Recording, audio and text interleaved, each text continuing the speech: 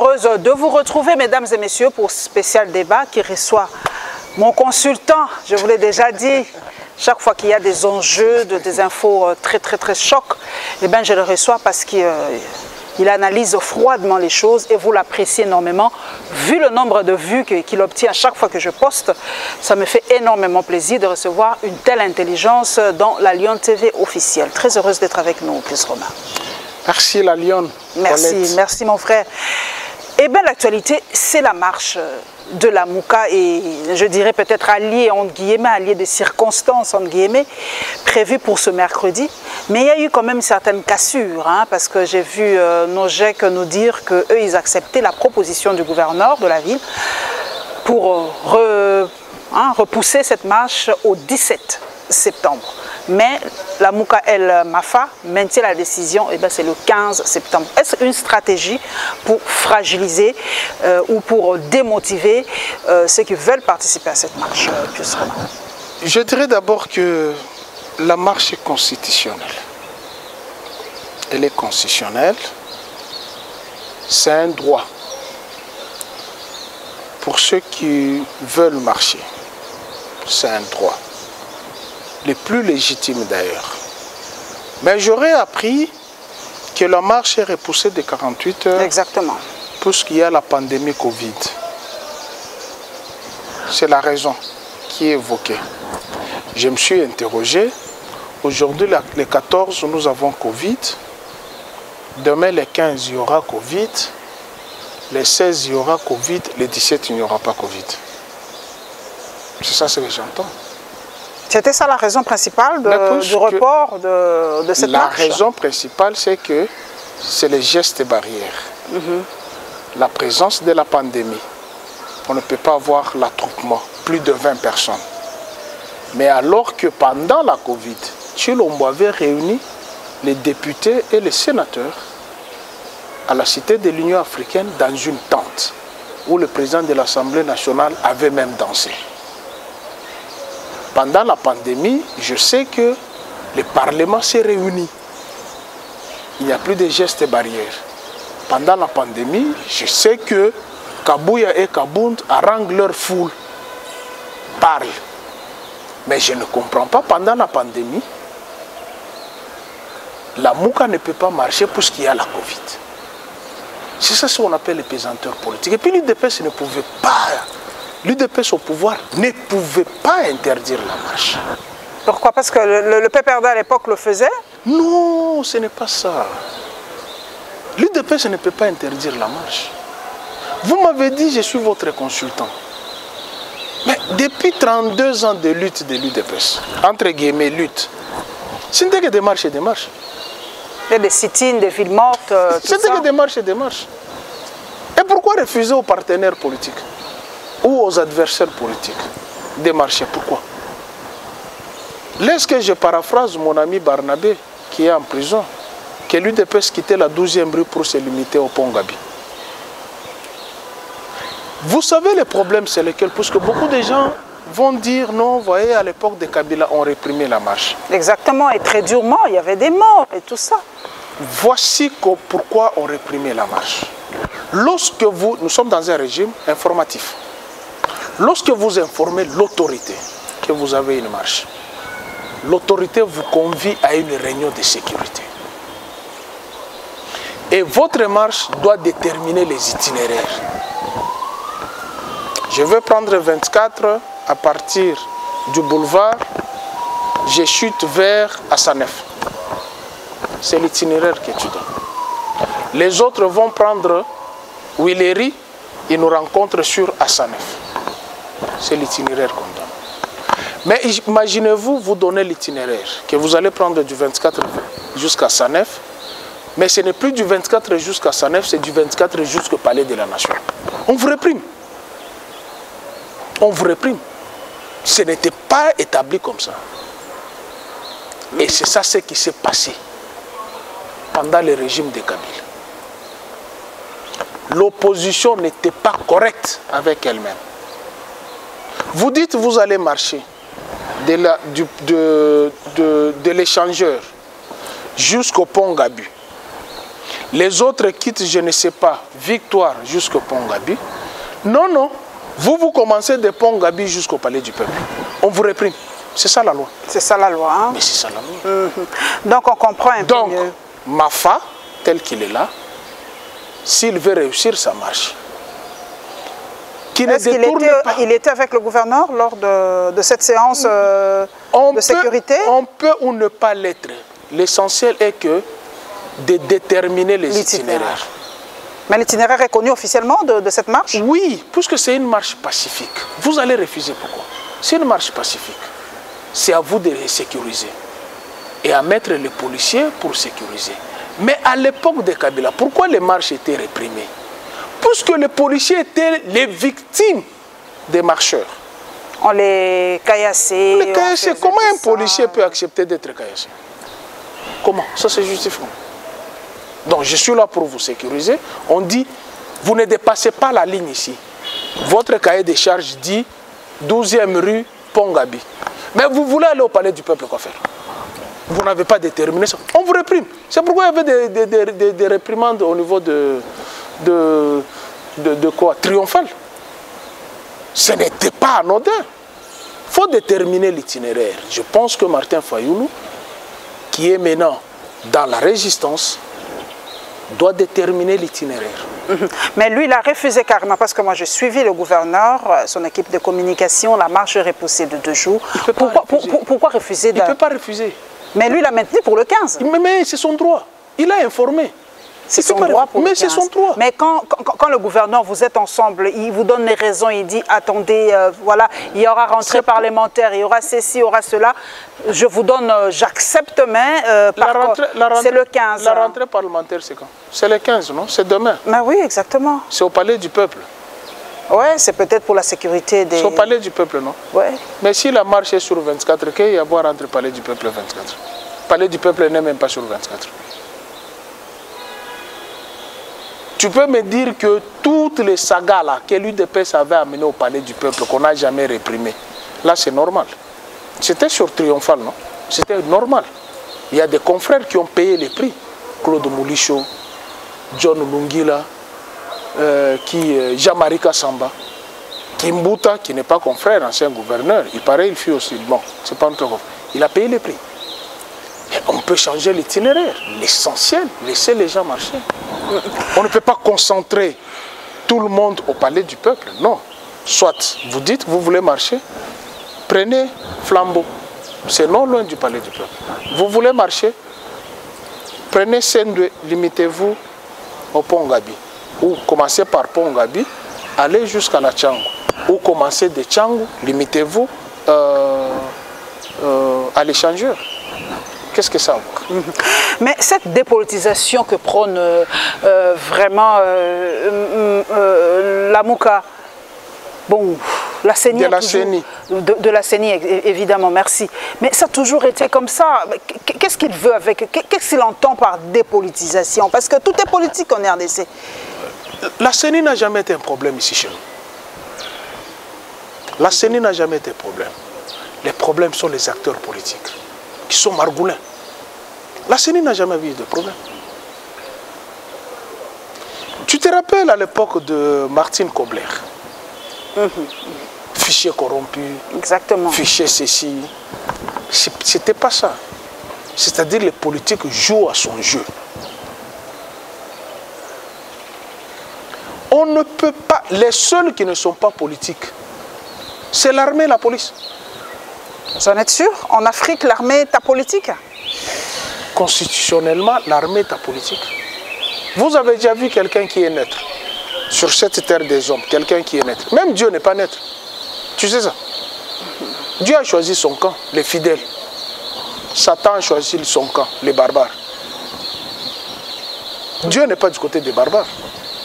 Dieu n'est pas neutre. Qu'est-ce que vous voulez nous donner de la notion de la neutralité? Ça n'existe pas. La Suisse est neutre. La Suisse n'est pas neutre. Ah bon? Non, il y a la Suisse allemande, la Suisse française, la Suisse italienne. C'est ça la neutralité. Il n'y a rien qui est neutre. Il n'y a rien qui est neutre. Qui te dit que la Suisse n'intervient pas dans les conflits? J'ai jamais vu, en tout cas, jamais entendu. La garde du Vatican, elle est composée de... Elle est suisse, c'est Le Vatican n'intervient pas dans la politique. Tout est lié. Hein. Il ne faut pas nous embrouiller. La garde suisse, elle est au Vatican, non? Le Vatican siège au Conseil de sécurité des Nations Unies. Vrai ou faux? Ce n'est pas la politique. Il ne faut pas nous embrouiller.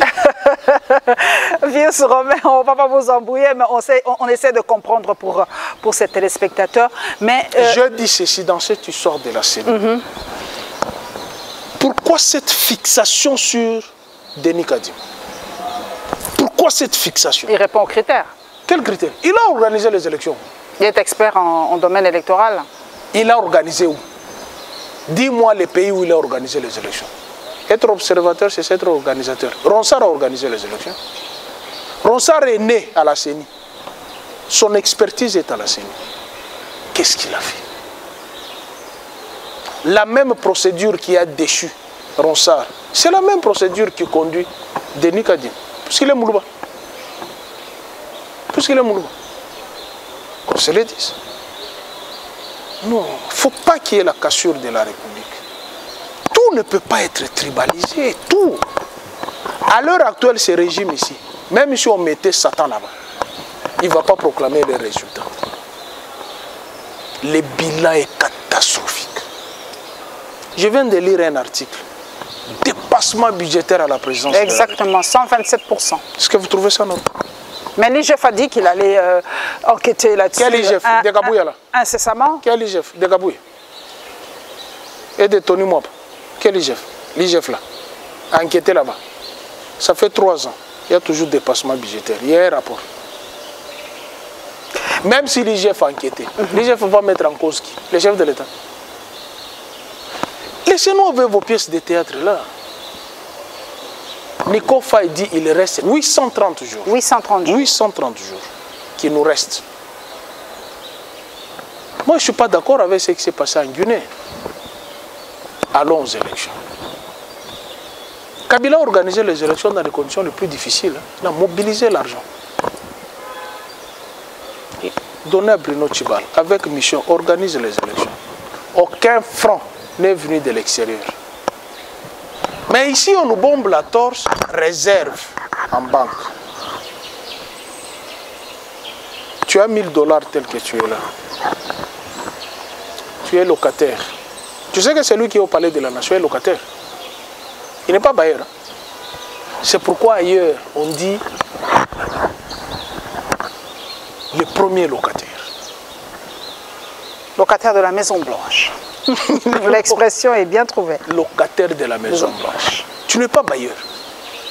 Tu es locataire. Le bail va se terminer d'ici là. D'une manière normale aux élections.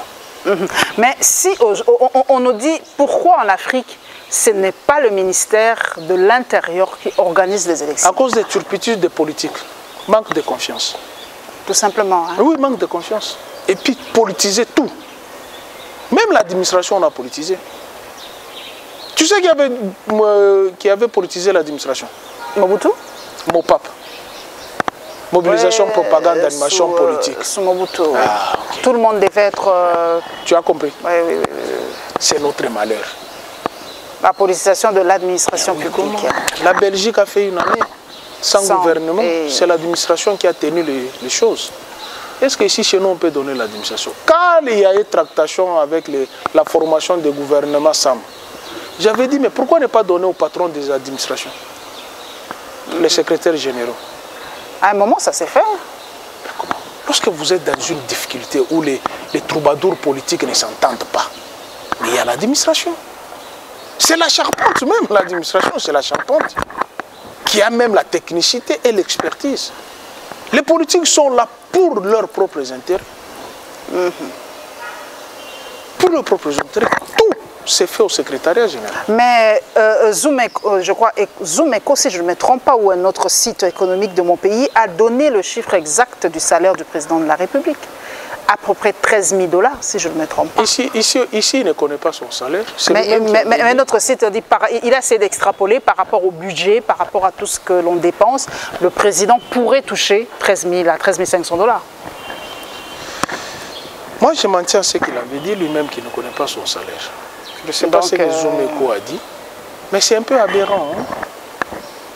Dans une république qui connaît une récession économique comme la nôtre, on doit avoir une institution budgétivore à cette hauteur et avec une délégation en Allemagne qui poursuit les chefs de l'État qu'on n'a pas payé la facture. Nous étions à Serena, hein, à Goma. Serena Hotel. Nous sommes partis sans dette. Une délégation d'une vingtaine de personnes. Nous sommes partis sans dette. Mais comment il y a des passements budgétaires à la présidence de la République? On sort d'un hôtel, on n'a pas payé les factures. L'argent va où? Si on interroge ça, on va dire que c'est une infraction. Zoumeko dit il y a des passements budgétaires et prend à témoin les services compétents de l'État. Mais entre-temps, on sort de l'hôtel, on poursuit les chefs de l'État, le premier citoyen, sa sécurité mise à mal. On le suit avec les factures. Il est l'homme du peuple, il est un citoyen, il est un président normal. Donc, si la population ou le peuple peut l'approcher, c'est que sa sécurité est garantie. Madame, on ne joue pas avec la fonction du chef de l'État. C'est toute une institution. C'est toute une institution. Imaginez-vous que les pires arrivent là, que je ne souhaite pas. Mais sa sécurité, on ne refuse pas que le chef de l'État c'est un homme du peuple. Il ne travaille pas avec les animaux à la présidence. Il travaille avec les peuples. Il travaille avec les peuples. Mais pourquoi il y a tous ces protocoles à ces services de sécurité autour de lui? Lorsque le chef de l'État se déplace, tu sais, il se déplace avec qui? Pas n'importe quelle personne. C'est son équipe. Il y a les services de sécurité bien outillés. Avant même son déplacement, il y a un service qui précède pour baliser le terrain. Mais imaginez-vous, vous dites que c'est l'homme du peuple. Dans ces hommes du peuple-là, la masse, on ne sait pas comment la gérer. Vous vous approchez et vous avez une balle dans la poitrine. Vous allez dire quoi? Première victime, on récupère tout son service de sécurité. C'est comme ça qu'un musée est décédé. On a récupéré tout son service de sécurité. Vous étiez où pour les sécuriser? Les chefs de l'État, pas seulement le nôtre, tous les chefs de l'État dépendent de l'agenda du protocole d'État. Ce n'est pas un simple citoyen. Pourquoi le chef de l'État ne part pas à Matongé prendre de la bière s'il est l'homme du peuple? Pourquoi il n'arrive pas à Kimbuta? Il s'assoit, il a dit je suis un homme du peuple et je viens prendre de la bière avec vous. Lorsqu'on accède à une certaine fonction, il y a certaines choses qu'on ne se permet pas de faire. Il y a certaines choses qu'on ne se permet pas de faire. Il y a des endroits où tu ne peux plus aller. Où tu es allé. Tu ne peux plus aller. Vu la fonction que tu occupes. J'ai vu tout à l'heure sur le tweet de Stani Boujakera, le dossier Matata a refait surface. Hein. Tu as dit en tout cas que c'est à la justice de trancher cette histoire de Boukangalonzo. Ça refait surface. Ma soeur, nous avons 4 pouvoirs dans ce pays. Notre constitution nous dit que nous sommes dans un régime de séparation des pouvoirs. Vrai ou faux? Et le pouvoir arrête le pouvoir. Le Sénat avait dit niet. Le Sénat avait dit niet dans ce dossier. Une commission avait été mise en place de 22 sénateurs pour entendre Matata. Selon son bon vouloir, il avait demandé pour qu'il soit entendu, qu'il présente ses moyens de défense par rapport à ce qu'on l'incrimine. Et le rapport est passé au vote. Le Sénat a décidé de clore le dossier. Et on contourne ce dossier, on y va dans le dossier de la zarianisation. Mais c'est la DGDP qui a dédouané. L'intersyndicale de la DGDP qui a dédouané Matata. Ce sont les ambassades qui ont dédouané Matata. Que les victimes avaient été indemnisées. On laisse encore ce dossier-là, où il est innocent, on ouvre une autre brèche, toujours sur le dossier Boukangalonzo. Écoutez, madame, à un certain moment, nous devons avoir quand même la réserve, ou les réserves de la République. Nous avons des gens qui ont de l'expertise, qui ont travaillé pour ce pays. Quelle expertise? Avec Alpha Condé? Quelqu'un m'a dit, mais bon, vous parlez de l'expertise de Matata sur le plan international, et bien il a cautionné l'élection de Guémé d'Alpha Condé qui a été chassé récemment. Il n'est pas allé organiser les élections. Il a été observateur ou expert non, il était expert dans son gouvernement. Il n'est pas allé organiser les élections. C'est une nuance qu'il faut faire. Matata n'est pas organisateur, il a déjà organisé les élections. Il a été expert, il est allé faire donner son expertise en Guinée. Mais la situation politique de Guinée a décidé autrement. Vous ne pouvez pas incriminer Matata là-dedans. Vous ne pouvez pas incriminer. Mais quel est votre point de vue par rapport à ce qui s'est passé en Guinée? Parce que j'ai vu la joie du peuple guinéen par rapport à l'arrestation par la junte militaire d'Alpha Condé et le président, la CEDEAO et l'Union africaine qui vont en contre-courant, qui ont mis un point, qui ont suspendu la Guinée dans les instances de l'OUA et de la CEDEAO. On dirait que les chefs d'État africains ne comprennent pas les aspirations de leur peuple. Les peuples guinéens n'arrivent pas à comprendre que notre malheur, nous Africains, c'est l'Occident. Les Guinéens n'arrivent pas à comprendre. Comment ça? Qu'est-ce que l'Occident a à voir là-dedans? Le gars là qui a défait Alpha Condé, oui. Il est qui? Il était dans la Légion internationale, comment on appelle ça, Légion française ou quelque chose comme ça. Et là, il a une femme française. Oh, s'il vous plaît, ne faites pas un raccordement frauduleux. En avril, Nicolas Sarkozy était en Guinée. Il n'a pas rencontré Alpha Condé. Nicolas Sarkozy a transformé la Libye en désert. Nicolas Sarkozy est venu ici chez nous. Dire à Kabila, il faut partager les richesses avec les Rwandais. Kabila lui a dit, niet, pas question. Et on a instrumentalisé les gens pour détester Kabila, jusqu'à ce qu'il est parti. Et Kabila a déjoué l'Occident. Mais ici, chez nous, imaginez-vous, à l'époque de Kabila, qu'il arrivait un coup d'État. L'opposition va chanter. Or, le coup d'État n'est pas bon. Ça diminue l'élan démocratique. Ce que le Guinéen devrait faire lorsqu'il y a eu référendum pour changer la constitution, il fallait refuser. Mais avec le trépatouillage des élections, on se connaît. En face ici. Il a changé la constitution combien de fois? Mais pourquoi les Français ne disent pas un mot? Il a donné le pétrole. C'est en échange du pétrole. Alpha Condé a refusé avec les bauxites. Ah, ce n'est que ça. Oh, comment ça? Il a refusé avec les bauxites. Il a refusé. Lui, il a donné le pétrole. C'est pour ça qu'il est tranquille. Les Rwandais sont en train de tuer les Congolais. Monnaie d'échange, les crânes qui se sont mis entre Hutu et Tutsi, qui se sont entendus mutuellement de se massacrer. Fonds de commerce, les crânes. Donc, comment... Kadhafi a refusé de donner le pétrole. Saddam a refusé de donner le pétrole. El Béchir a refusé de donner le pétrole. On lui a coupé le Soudan. Ouais. Ah, ça c'est Soudan. Soudan. Tu comprends? Donc chez nous, on cède. Partout là où il y a le pétrole. Nous, on n'a pas de pétrole, peut-être au parc de Virunga. Qui vous a dit que nous n'avons pas le pétrole? Saucir fait quoi ici à moi? Mais c'est pas aussi c'est pas une grande quantité comme au Congo, Brazza, au Niger. On n'est pas membre de l'OPEP, Pius. C'est plus que nous n'avons pas mis l'accent sur le pétrole, nous avons mis l'accent sur le cuivre, le cobalt et les diamants. Le pétrole est partout. Dans le Congo central, ici, il y a le pétrole. Dans le parc de Virunga, il y a le pétrole. À l'Équateur, il y a le pétrole. Et pourquoi les Américains sont allés dans le parc de Virunga? Ils sont allés faire quoi là? Pour traquer les FDLR et nous aider par rapport à ça. Qui vous a dit que les FDLR sont dans le parc? Ou ADF ou je sais pas. Qui vous a dit qu'ils sont là?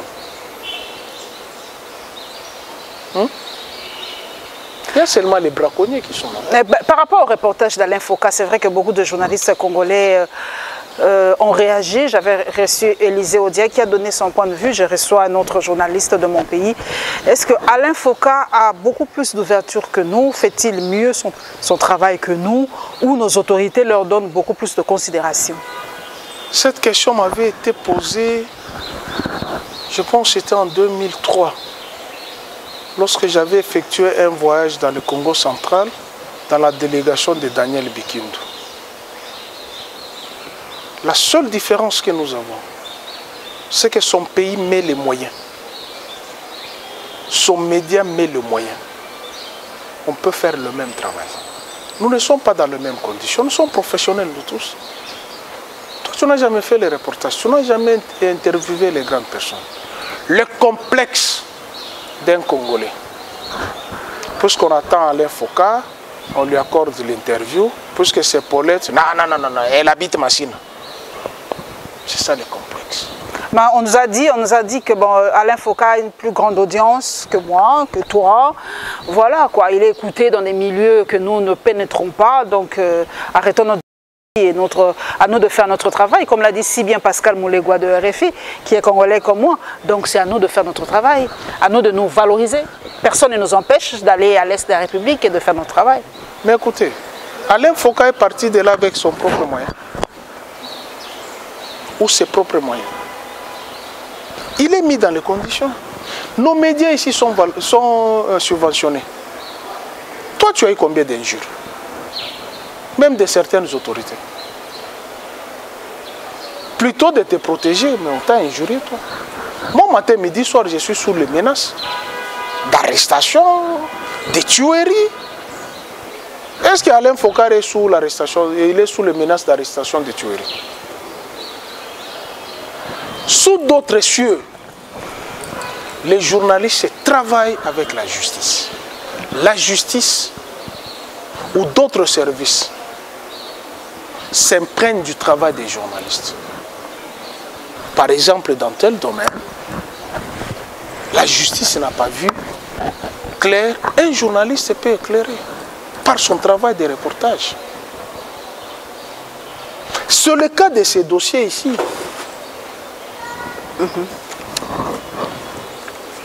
Ici, j'en appelle d'abord à mon confrère, Israël Moutombo, dit Sango. Merci beaucoup de m'avoir protégé sur votre plateau. Je l'ai appelé 5 fois pour une demande de droit de réponse. Il n'a pas donné? Il ne m'a pas donné. Et ça, je vais saisir l'UNPC, même à travers votre émission, pour qu'il m'accorde le droit de réponse. Gigi Manzika m'a cité. C'est qui celui-là? Puisque c'est moi qui avais fait le reportage sur le 12 familles qu'on avait déguerpies. Ma soeur, qu'est-ce qui se passe? Moi, j'ai découvert beaucoup de choses dans les dossiers. Je suis allé voir les victimes. Puisqu'ils sont en justice. Ils s'échangent les documents. C'est ici où je salue mon confrère, Pero Louara, qui avait pris fait et cause pour une dame qui avait été délogée à Mandal. Vous savez par qui? Par les réseaux Folio. Tu connais ces réseaux Folio? Aucune idée. C'est un réseau constitué des fils des anciens dignitaires de la Deuxième République. Ah, ok. Qui spolient les maisons des gens avec les faux documents. Il y a toute une chaîne. Donc il travaille avec le ministère de... Pas il travaille, il ne faut pas impliquer les ministères. Pas du tout, hein? Non. Ok. Il travaille avec les brebis galeuses qui leur donnent des documents. Madame, ok. Regardez ce certificat ici. Qu'est-ce qu'il y a ici? Les drapeaux et les armoiries de la République. N'est-ce pas? Exactement. Ça, c'est le certificat qui sort du ministère des Affaires foncières. Exactement. À la section urbaine commune d'Engaliem. C'est un vrai? C'est un vrai. Ok. Ce certificat est accompagné d'une lettre. Lorsque vous obtenez un certificat, on vous donne une lettre qui accompagne le certificat. Cette lettre est signée par les conservateurs des titres immobiliers. Regardez la différence avec ces deux certificats. Trouvez la différence.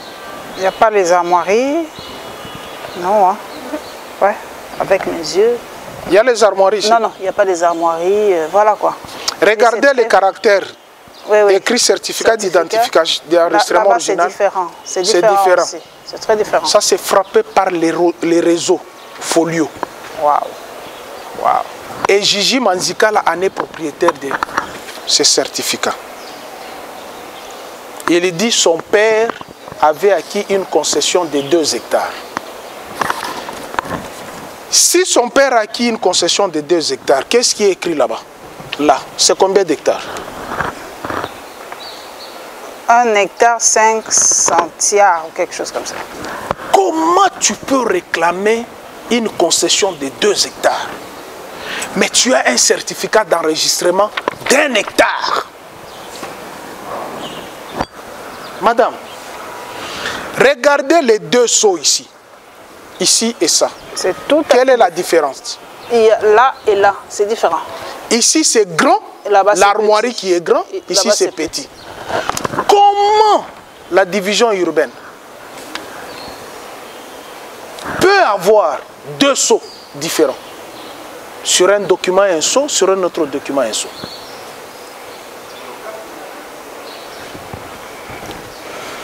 Tu vois les éléments.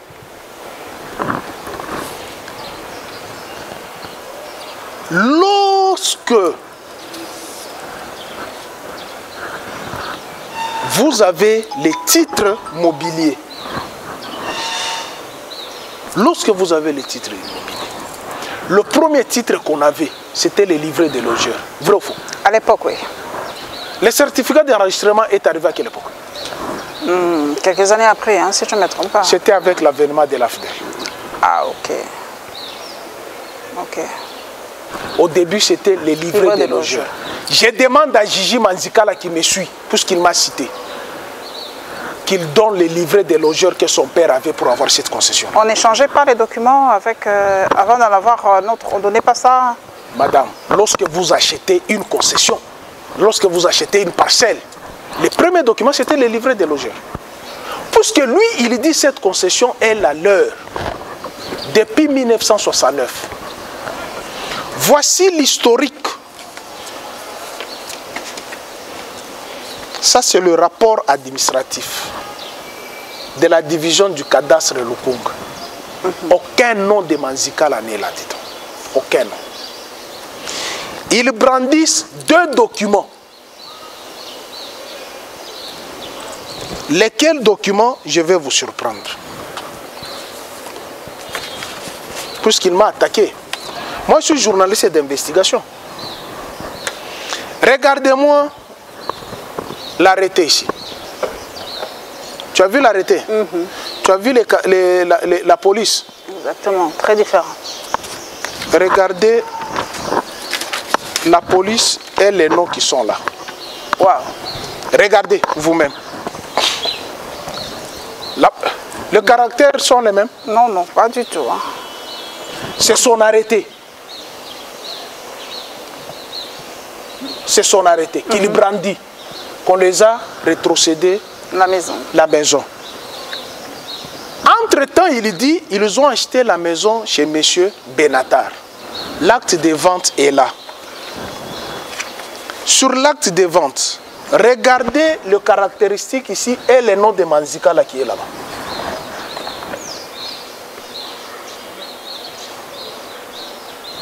C'est le même caractéristique? Oh, non, pas du tout. Madame, votre père, papa Yvon Kipiop, fut président du Sénat ou de l'Assemblée nationale? De l'Assemblée nationale. À l'époque, c'était le régime impair, totalitaire. Tu achètes une parcelle. en 76, tu n'as jamais notarié cette parcelle alors que vous avez l'effectivité de pouvoir, tu viens notarier ça en 2000.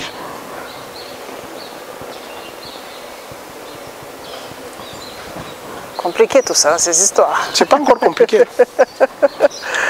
L'arrêté ici, le journal officiel de la République du Zaïre ne reconnaît pas cet arrêté. Ça ne se trouve pas.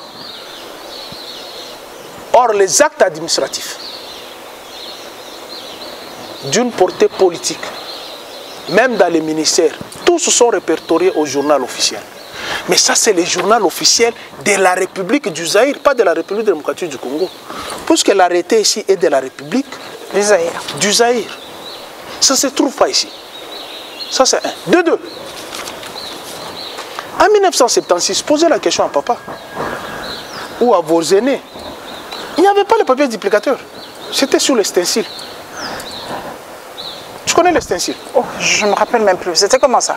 C'est comme le... Non, ben voilà. Tu vois quand on met... on n'avait pas l'ordinateur. Il y avait des trous là-bas, on mettait la machine. On saisissait là. Il n'y avait pas ces papiers ici. S'il y avait ces papiers ici, l'entête c'était Mouvement populaire de la Révolution. Montre-moi le Mouvement populaire de la Révolution. Tout ça c'était le parti État. C'est avec ces documents que Manzikala se prévoit d'être l'un des héritiers de la concession de 2 hectares. Et ces documents sont détruits par les jugements du tribunal de paix de Kinshasa-Gombe. Ça, c'est détruit, c'est où? Lis ici. Oh là là. On a quand même une justice qui travaille. Lis là-bas. Oh. Lis là-bas. Dit établi en fait comme et droit l'infraction de faux en écriture, charge de citer Dubois Jean-Gustave. Voilà, néanmoins il ne lui appliquera aucune peine, l'action publique étant prescrite, ordonne par conséquent la destruction des actes faux, en l'occurrence l'acte de vente ainsi que l'acte notarié du 24/12/69, se déclare incompétent pour statuer quant aux intérêts civils, l'action pénale étant prescrite, mais les frais d'instance à charge du citant. L'État congolais a déjà détruit l'arrêté ici et son acte de vente qui est faux. Pourquoi l'État congolais a détruit? Pourquoi la justice a détruit ces actes? Ils sont allés interroger les services attitrés. Vous savez, même l'immeuble ici a une historique. L'immeuble ici a une historique. Les premiers occupants c'était tel, les deuxièmes c'était tel, les troisièmes c'était tel, les quatrièmes c'était tel. Il y a toute une histoire, il y a changement des documents. Puisque Gigi Manzikala est passé sur Bossolo na politique, a cité mon nom. C'est moi qui avais fait ce reportage, qu'on a voulu me mettre en conflit, que j'avais cité les frères du chef de l'État, alors que ce sont les victimes elles-mêmes qui l'ont cité. Voici l'historique de cette concession. Cette concession appartenait à M. Benatar, qui était l'associé de son frère Soli, qui ont créé Solbena. Tu as entendu parler de Solbena? À la défaveur de la politique de Mobutu, de l'authenticité et de la zarianisation, M. Benatar est parti. Il était sujet italien, parti. L'État congolais inventorie. C'est bien là. C'est bien, ça entre dans le patrimoine de l'État congolais. L'État zaïrois. Ok. Bien abandonné 100 mètres. Ah, les biens 100 mètres, comment on dit? Bien abandonné 100 mètres. C'est parti. Et après, dans cette concession-là, M. Benatar avait construit une seule maison qui est au milieu. C'est une concession de 2 hectares, 500 yards et quelques trentaines de tiers. Construit là-dedans, il y habitait. Lorsqu'il est parti, les biens étaient déclarés bien 100 mètres. Resté, il y a les gens qui ont occupé. Manzikala n'a jamais occupé cette concession. Même les voisins qui sont là-bas disent qu'ils ne l'ont jamais vu là-bas. n'a jamais occupé cette concession. Selon Gigi Manzikala, c'est Gbemani qui avait occupé cette concession à la demande du maréchal Mobutu, qu'il avait demandé à son père s'il pouvait loger son frère dans cette concession. Toi, tel que tu connais Mobutu, avec toute la puissance qu'il avait, dans les années 76 déjà, il pouvait manquer une maison pour loger son frère. Il va demander à Manzikala de loger son grand frère là-bas. Fausseté de l'histoire. Lorsque le régime tombe du maréchal Mobutu, on crée l'OBEMA, l'Office des biens mal acquis. Avec Moïse Nerugabo à l'époque. Et aussi la division de biens sans maître. On inventorie, les biens tombent dans cette catégorie. Puisque l'État zaïrois avait attribué cette concession à une dame qui s'appelait Ngoï Matoul, elle habitait Lubumbashi. Cette dame n'est jamais entrée en possession de cette concession, ni avoir un titre foncier. Donc c'est resté un bien sans maître. L'État congolais les met en vente. Met en vente la maison. Et le général Yav achète la concession. Vous avez vu les certificats. Achète la concession. Le prix est fixé. C'est toute une histoire.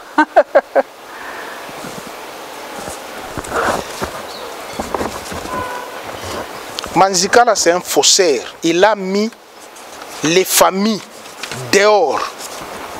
Et la suite, ils sont toujours dehors, les familles? Ils sont dehors. Et hier, il y a eu audience. Ça, c'est le rapport administratif. Lorsque vous lisez ces rapports administratifs, voici ce qui est écrit. Par le jugement RC 83.113 du tribunal de grande instance Gombe, ainsi que le certificat de non-appel numéro 569/2004 de la cour d'appel Gombe, M. Yav s'est vu réhabilité sur l'entièreté de sa parcelle. Puisqu'il avait acheté à l'État congolais. Ok. En bonne et due forme. Le rapport ici ne cite jamais la famille Manzikala. Mais ils se sont fabriqués les documents qui sont détruits par le tribunal de grande instance de Kinshasa. Et comment c'est ressorti et ils utilisent ça aujourd'hui? Qu'est-ce qu'il y a eu? Il y a eu un jugement par défaut qui a condamné les Yav puisqu'ils n'avaient pas une adresse. Pas puisqu'ils étaient propriétaires de la concession, non, puisque les Yav n'avaient pas une adresse. Les jugements là, c'est le RC 114.444 qui était d'ailleurs en surséance. Pourquoi ces jugements étaient en surséance? Puisque les victimes ont porté plainte contre le Manzikala pour faux et usage de faux. En droit, le pénal tient le civil en état. Donc on a sursis ces jugements RC 114 et 114.444. Et ces jugements RC 114.444 a été rétracté par le jugement 119.485, sorti il n'y a pas longtemps. Mais il arrive sur le plateau de Bossolo, il dit non, ces jugements-là, RC 119.485, ne concernent que la famille Tété Kabwa, défunt. Non. Concerne toute la concession, puisque ceux qui ont été délogés, ils ont été délogés par les jugements RC 114.444 qui frappaient les Yav par défaut, mais qui étaient en surséance. La question maintenant, qui a donné la police à Manzikala pour aller exécuter un jugement qui était en surséance? Qui a donné le moyen, la puissance militaire à Manzikala pour aller déloger les gens d'un jugement qui était en surséance et qui ne concernait pas les occupants qui sont là-bas, qui concernait les Yaves qui avaient été condamnés par défaut. Or, les Yaves ont déjà vendu leur concession. Oh là là. La justice fera son travail, je l'espère. C'est pour dire ceci. Moi, j'ai confiance en la justice. J'ai confiance au premier magistrat, le chef de l'État. Qu'il y a 12 familles qui sont dehors, qui ont été déguerpies par les documents qui sont frappés de destruction par un jugement. RP 19-230-3 chiffres arabes. Ces documents sont détruits. Ok. Mais non, Gigi Manzikala prend le même document, il passe à la télévision pour le brandir. Alors frappé de destruction. Mais où se trouve notre justice? C'est quelqu'un qui devrait être arrêté. Ok. Nous allons terminer, Pius Romain Roland, par les dossiers UDPS. J'ai lu ce matin que les anciens de ce grand parti, comme on l'appelait à l'époque, l'aîné de l'opposition, en veulent au duo Kabuya-Kabound. Ils exigent leur départ parce qu'ils ternissent, selon eux, l'image de ce grand parti. Analystes politiques qui connaissaient le début de ce grand parti. Est-ce que les anciens ont-ils raison de vouloir le départ de ce duo Kabuya-Kabound? L'UDPS a cessé d'être un grand parti. L'UDPS a cessé d'être un grand parti après la conférence nationale souveraine. L'UDPS est resté un mouvement de pression. Faire la pression. C'est Kabila qui a ressuscité l'UDPS. C'était un mouvement de pression. L'UDPS n'a jamais été un grand parti. Quand vous me parlez... Voilà, ce sont les pionniers qui exigent le départ de Kabound et Kabuya. Parmi les pionniers, il y a Prospérité, merci à vous et Radio... Parmi les pionniers, il y a Corneille Moulumba.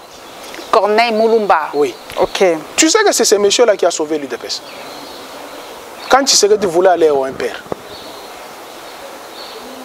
avec la DPR. Tu connais la DPR au sein de l'UDPS? Non, aucune idée. Tu connais la DPR? Pose la question à Kabuya et Kabound, qui te disent que signifie la DPR au sein de l'UDPS. S'ils sont de l'UDPS réellement, pose-leur la question, que signifie la DPR au sein de l'UDPS? Pas leur UDPS là, de la 12e rue sous les bois là. C'était la direction politique rénovée qui a sauvé l'UDPS d'aller vers les MPR. Cette direction était tenue par Corneille Moulumba à Bruxelles, qui a tenté Tshisekedi comme ça de jouer le double jeu. C'est cette direction-là. C'est la DPR qui a sauvé l'UDPS. Si les anciens de l'UDPS, il ne faut même pas les appeler les anciens de l'UDPS. Ils sont de l'UDPS, ils avaient été écartés par la politique de la chasse à la sorcière. Par la politique dictatoriale. À l'UDPS, on n'accepte pas la contradiction. Si tu as Alléluia, Amen. Ce que le Sphinx a dit, ça s'applique. Tu dis une autre chose, on te chasse. Belgique a payé les prix. Valentin Moubaki est là. Tu sais que Valentin Moubaki, dans une vidéo, il dit tout ce qu'on dit sur Kabila, ce sont des faussetés. Tu sais ça? Valentin Moubaki a dit ça. Si tu n'as pas cette vidéo, je vais te donner. Il a dit Kabila m'a reçu. Il faut me le donner. Je vous donnerai ça. Il a dit j'ai reçu, Kabila m'a reçu. Il n'est pas ce que les gens disent de lui. Valentin Moubaki a dit ça. C'est un traître, selon eux. C'est ça l'UDPS. Mais à Ibiza, quand l'UDPS convient en os avec les PPRD, donc les autres aussi sont des traîtres. C'était la politique des Tshisekedistes. Il faut qu'eux soient au devant de la scène. Quelqu'un d'autre y va, c'est la traîtrise. Les pionniers ont raison. Ça, ils ont raison. Hein. Ils ont raison, ça c'est pas l'UDPS. Nous, quand nous fûmes dans l'UDPS, vous allez dans les fédérations, vous concevez des choses qui contrecarrient les pouvoirs de Mobutu en place. Vous avez des projets de société, vous avez des bureaux d'études. Il n'y en a plus aujourd'hui? Parlement debout. Il n'y a plus d'intelligence, il n'y a plus d'intelligence aujourd'hui. IDPS viva. IDPS viva. Kabila fait ceci, Kabila fait ceci, Kabila fait ceci. C'est pas ce que nous avions là-bas. Nous, on concevait les stratégies. Qu'est-ce que Mobutu a mis en place? De la politique qui ne marche pas, nous allons faire ça. Mais ici, ce sont les injures. Toi, tu as été victime, non? L'autre fois, je vous ai dit, est-ce qu'il y a un parti politique qui nous ont appris les injures plus que l'UDPS? Ils ont insulté Mobutu. Ils ont insulté Mosé, ils ont insulté Kabila. Mais aujourd'hui, ils ne veulent pas subir ce qu'ils ont fait subir aux autres. Quand vous les critiquez, une réunion se tient, on vous met sur une liste, il faut les arrêter. J'ai ouï dire que ce sont nos collègues aussi qui y participent. Ils sont nombreux. Ils sont nombreux. Si tu m'énerves, je cite les noms. Tu me connais. Je ne fais pas de droit de réponse, s'il vous plaît, mais j'ai appris que nos collègues y participent à ce mauvais jeu. Si tu nies, je commence à citer les noms. Et j'irai en procès avec eux. On est trahi par nos propres frères, confrères. Je ne dirais même pas frères, ça c'est confrères. Non, il ne faut même pas dire frère. C'est pourquoi je dis, est-ce que lorsque vous êtes mécanicien, vous vous êtes déjà retrouvé dans un bloc opératoire? Un mécanicien peut se retrouver dans un bloc opératoire. Moi, je suis allé au palais du peuple. Moi, je cite le nom. Je suis allé voir l'ancien deuxième vice-président, Boniface Balamaki. Il m'a reçu. Et ce jour-là, paix à son âme, Henri Thomas Lokondo est entré. Moi, je travaille avec Henri Thomas Lokondo. J'étais dans son service de communication. J'écrivais les articles pour lui. Il m'appelait, comme il y a la piscine ici, on s'aimait, moi et Pichou Moulumba. C'est là. Il avait ces journalistes avec lesquels pouvaient partager la vie de la nation. Et puis, c'était un monsieur méticuleux. Je pleure cette intelligence. Henri Thomas Lokondo. J'ai évoqué la question de l'ordre national des journalistes et communicateurs. Il me dit, mais la Constitution, il n'y a aucune disposition dans la Constitution. Il faut manger la Constitution pour que vous ayez cette disposition. Je pense en mettant l'ordre national des journalistes et communicateurs, nous allons atténuer les méfaits néfastes de la profession. Oui, puisque j'ai vu le tout dernier communiqué, attendez, je vous le lis, j'ai vu ça chez Gudule Boilia, 1 minute, je vais vous lire ce communiqué, attendez un peu, par le communiqué de l'UNPC, voilà, 1 minute, je viens de voir ce communiqué il y a à peine quelques minutes. Oh là là là là là là là là là là là là là là là là là. C'est ça Internet, hein. Donc, mon Dieu, mais je viens de voir ce communiqué il n'y a pas 2 minutes. Oui. Par rapport à la libération de Tatiana. De Tatiana. Oui. Oui, je viens de voir ça tout à l'heure. 1 minute, permettez-moi vraiment 1 minute. Attendez, je veux voir parce que je l'ai posté chez moi.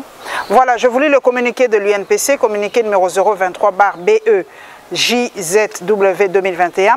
L'Union nationale de la presse du Congo, UNPC, informe toute la corporation et l'opinion que Mme Tatiana Osango Owanjo, arrêtée depuis le 1er septembre 2021 par l'ANER, vient d'être libérée. Malgré la présence de l'UNPC lors de sa relaxation, nous rappelons que la précitée n'a jamais été journaliste et que son travail sur l'Internet ne nous engage pas. Il lui est reproché de relayer des propos incitant à la haine tribale et au meurtre. Des propos par ailleurs condamnés fermement par l'UNPC. L'UNPC invite les journalistes au respect strict du code d'éthique et de déontologie professionnelle et à ne pas confondre le travail des internautes à celui des professionnels des médias. Fait à Kinshasa le 13 septembre, signé Gabi Kubabekanga, le président, et le secrétaire général Jasbi Zegbia Wembu. Voilà. Contradiction.